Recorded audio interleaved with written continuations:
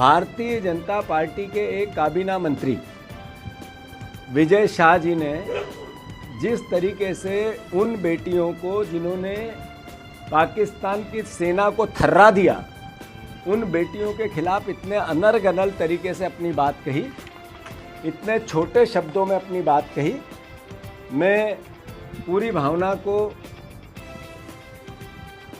आदरणीय मध्य प्रदेश के मुख्यमंत्री जी के कैबिनेट के मंत्री हैं विजय शाह, उन्होंने बेटियों के प्रति जो अपशब्द कहे, एक मंत्रिमंडल का सदस्य का सामूहिक उत्तरदायित्व मंत्रिमंडल का होता है, तो मोहन यादव जी को अब स्पष्ट करना पड़ेगा कि ये जो विजय शाह जी ने बयान दिया, इससे पूरा मंत्रिमंडल सहमत है क्या?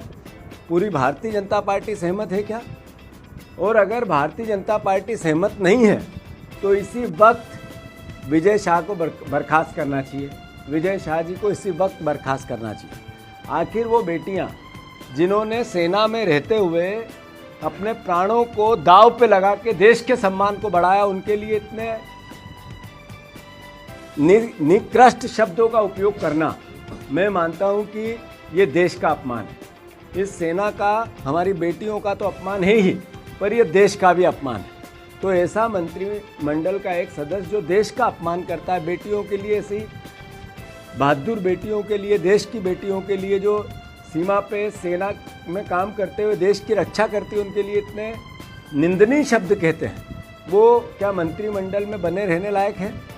और अगर भारतीय जनता पार्टी ये उनका बर्खास्त नहीं करती है, मोहन यादव जी बर्खास्त नहीं करते हैं, तो मैं मानता हूँ कि पूरी बीजेपी उनके इस बयान से सहमत है क्या?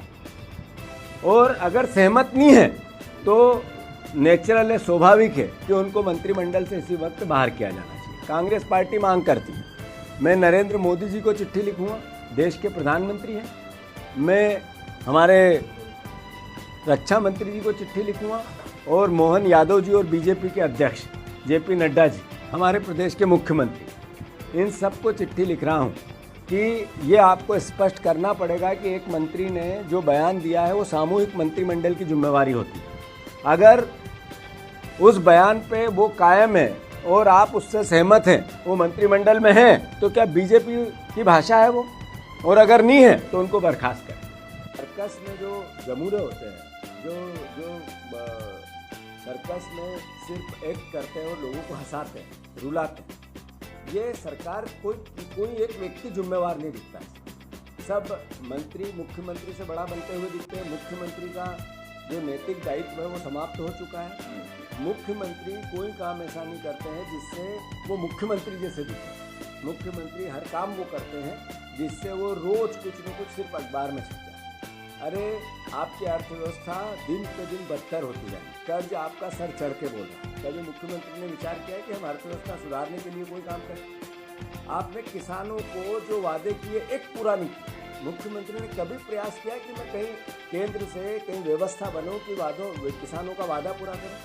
बहनों को 3,000 देने थे, भाषण देते हैं रामायण और गीता जैसा मेरा वचन पत्र। एक बार एक प्रयास इस 1.5 साल में मुख्यमंत्री ने किया कि मैं 1200 से 1500 कर दूं?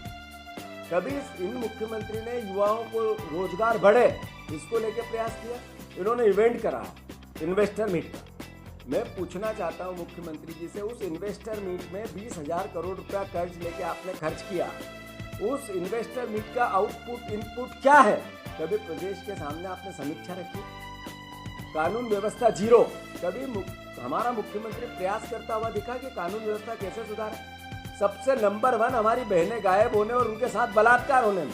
कभी मुख्यमंत्री ने प्रयास किया कि एसपीओ से, इसीलिए इस संदर्भ में बात करूं मैं जिलाधीशों से, जिला अध्यक्ष कलेक्टरों से, कि बहनों की सुरक्षा के लिए क्या किया जाए? सामाजिक जनजागरण लाने का प्रयास किया जाए, विपक्ष के लोगों से बात किया जाए।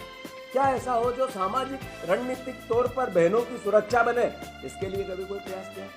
ये सरकार सर्कस है और इसके सारे मंत्री जमूर है।